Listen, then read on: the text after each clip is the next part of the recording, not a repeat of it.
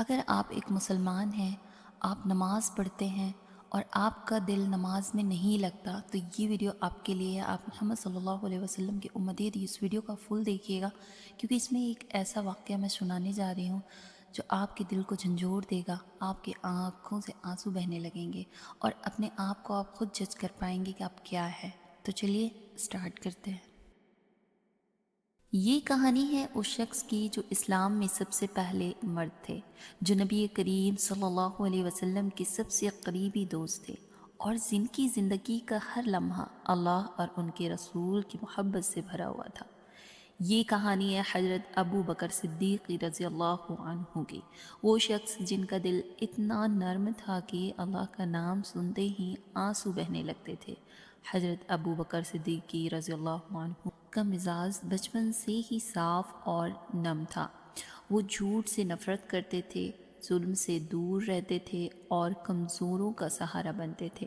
جب رسول اللہ صلی اللہ علیہ وسلم نے اسلام کی دعوت دی تو انہوں نے ایک پل بھی دیر نہیں کی، کوئی سوال نہیں، کوئی شک نہیں، بس کہہ دیا آپ سچ کہہ رہے ہیں۔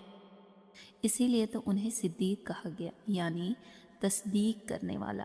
حضرت ابو بکر رضی اللہ عنہ کے لیے نماز صرف عبادت نہیں تھی بلکہ اپنی رب سے ملاقات کا وقت ہوتا تھا۔ جب وہ نماز کے لیے کھڑے ہوتے تو ان کا دل دنیا سے کٹ جاتا۔ صحابہ بیان کرتے ہیں حضرت ابو بکر جب قرآن پڑھتے تو نماز میں کھڑے ہوتے اور اتنا روتے کہ ان کی آواز بھاری ہو جاتی تھی۔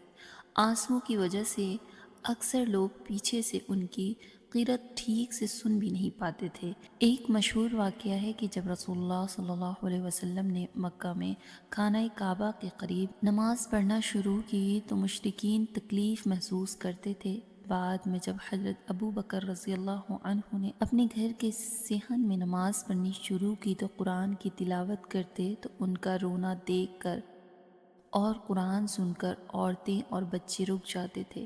مشرکین کو ڈر ہوا کہ کہیں لوگ اسلام کی طرف جھک نہ جائیں، اس لیے انہوں نے حضرت ابو بکر رضی اللہ عنہ کو نماز سے روکنا چاہا۔ یہ تھا ان کی نماز کا اثر، دل سے نکلی ہوئی عبادت۔ حضرت ابو بکر رضی اللہ عنہ جب نماز میں سورہ فاتحہ پڑھتے تو ہر لفظ کو محسوس کرتے تھے۔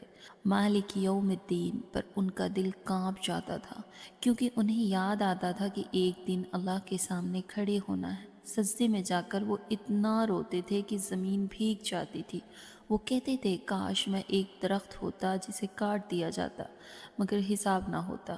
سوچئے جو شخص جنت کی بشارت پا چکا ہو وہ بھی نماز میں اتنا خوف محسوس کرتا تھا، اور ہم جو اپنی مغفرت کی بھی یقین میں نہیں، ہماری نماز میں خوف کہاں ہے؟ ہجرت کے وقت جب رسول اللہ صلی اللہ علیہ وسلم اور حضرت ابو بکر رضی اللہ عنہ غار ثور میں چھپے ہوئے تھے تو حضرت ابو بکر کا خوف اپنی جان کا نہیں تھا بلکہ رسول اللہ صلی اللہ علیہ وسلم کا تھا۔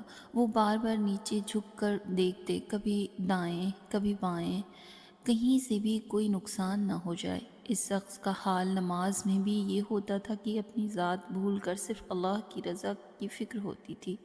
رسول اللہ صلی اللہ علیہ وسلم نے اپنی آخری بیماری میں جب صحابہ کو نماز پڑھنے کا حکم دیا تو فرمایا ابو بکر کو حکم دو کہ لوگوں کو نماز پڑھائیں۔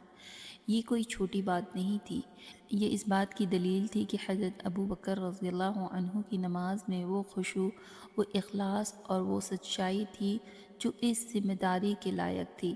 جب حضرت ابو بکر امام بن کر کھڑے ہوتے تھے تو ان کی آواز رونے کی وجہ سے لرزتی رہتی تھی۔ صحابہ کہتے ہیں کہ کئی مرتبہ لوگ ان کی غیرت سمجھ نہیں پاتے لیکن ان کا رونا دیکھ کر لوگوں کا دل پگھل جاتا تھا۔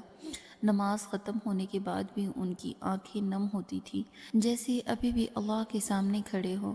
خلافت ملنے کے بعد بھی حضرت ابو بکر رضی اللہ عنہ کی نماز میں کوئی فرق نہیں آیا۔